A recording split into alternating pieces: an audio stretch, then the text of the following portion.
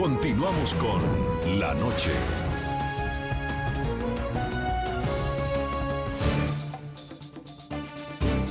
En el programa La Noche hablan los protagonistas de la noticia. Saludamos a esta hora en Ciudad de Guatemala. Fernando Carrera es el canciller de Guatemala.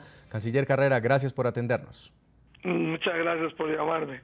Sostuvieron ustedes este viernes una reunión con el vicepresidente de los Estados Unidos, Joe Biden. Queremos saber en qué quedaron, cuáles son las conclusiones y qué va a hacer cada estado, por lo menos de los centroamericanos y los Estados Unidos, para enfrentar esta crisis humanitaria.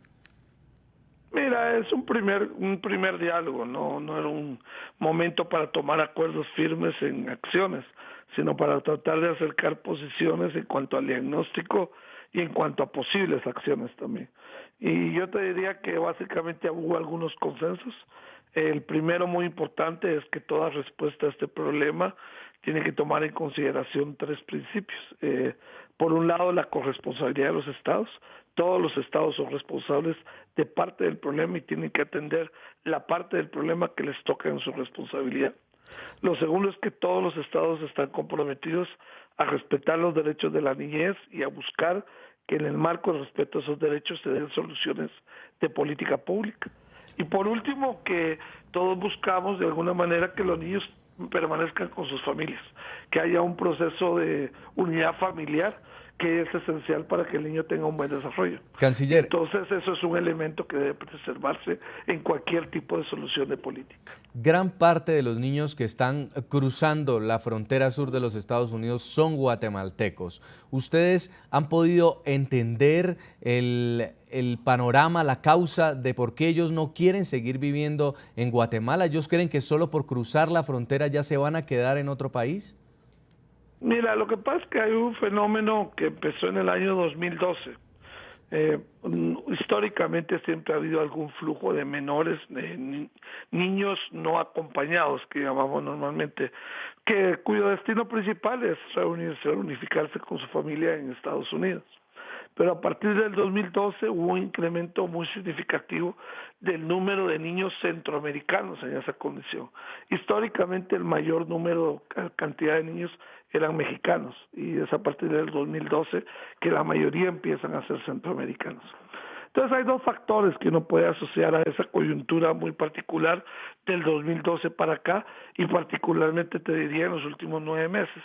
Uno es que se empieza a generar una percepción en la comunidad centroamericana en Estados Unidos de personas sin papeles, ¿no? de compatriotas sin papeles allá en Estados Unidos, de que si llevan a los niños, estos se van a beneficiar de la reforma migratoria cuando la reforma migratoria entre en vigencia. ¿Okay?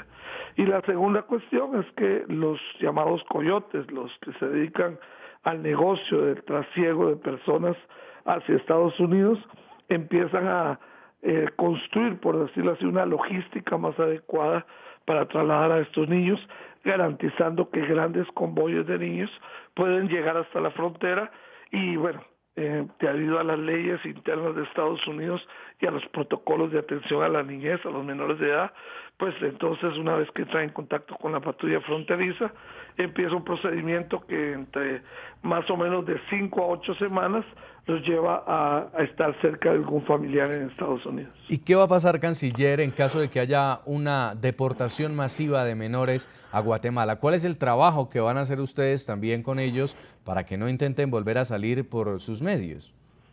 Mira, no es un escenario viable.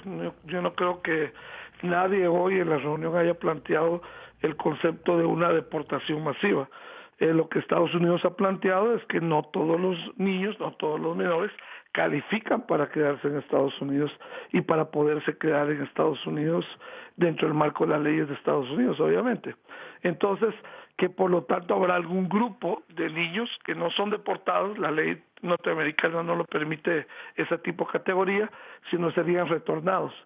Pero por el momento pues el flujo se mantiene en números muy pequeños y vamos a ver en su momento cuando los jueces de inmigración empiecen a ver los casos masivos de niños, cómo fallan y en qué sentido se pronuncian, si deben regresar a los países centroamericanos o pueden permanecer con familiares o con tutores legales en Estados Unidos. Queremos agradecerle mucho a Fernando Carrera, canciller de Guatemala, quien nos cuenta las conclusiones, además, luego de tener una reunión con el vicepresidente de Estados Unidos, Joe Biden, para esta problemática humanitaria. Muy amable, canciller. Con mucho gusto, un placer. Y quiero terminar con el padre José Alejandro Solalinde, fundador y director del albergue Hermanos en el Camino en el estado de Oaxaca. Quiero conocer si en el caso de que muchos de estos menores lleguen a quedarse en los Estados Unidos, primero van a ser rastreados y segundo, si van a motivar a muchos más a que sigan intentando cruzar la frontera solos. Sí, yo creo que el retenerlos allá sería un paliativo. Esta situación de emergencia que vivimos es una oportunidad excelente para juntar a todas las partes de origen, tránsito y destino y buscar soluciones a corto, mediano y largo plazo. Ciertamente lo ideal, lo mejor, es que en los lugares de origen estos niños, estos adolescentes, estas mujeres encuentren realmente condiciones favorables para ello. Se dice que no tienen recursos, pero sí se tienen en cada país las familias más ricas. En Honduras, 6 familias son dueñas de casi toda la riqueza. Entonces, tampoco la solución es solo dinero, pues lo ha dicho muy bien el canciller, hay mucha corrupción, mucha en nuestros lugares de origen.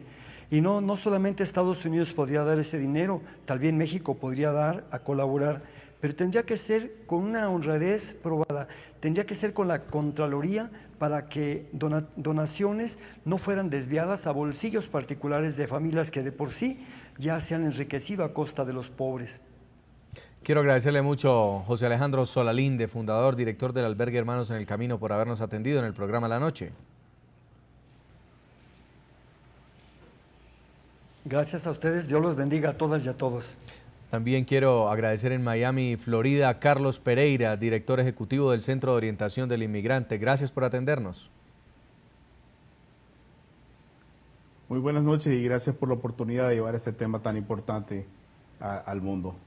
Y en Washington, señor Jaime Aparicio Otero, expresidente del Comité Jurídico Interamericano de la OEA. Muchas gracias por haber estado con nosotros. Gracias, Jason. A todos nuestros televidentes los invito a que nos sigan enviando comentarios a www.ntn24.com. Escríbanos en Twitter, @ntn24, @segurizatintn24, @Jason Calderón y @lanoche_ntn24. La noche seguirá encendiendo las luces para que usted vea el punto clave de la noticia. A todos que tengan muy buena noche.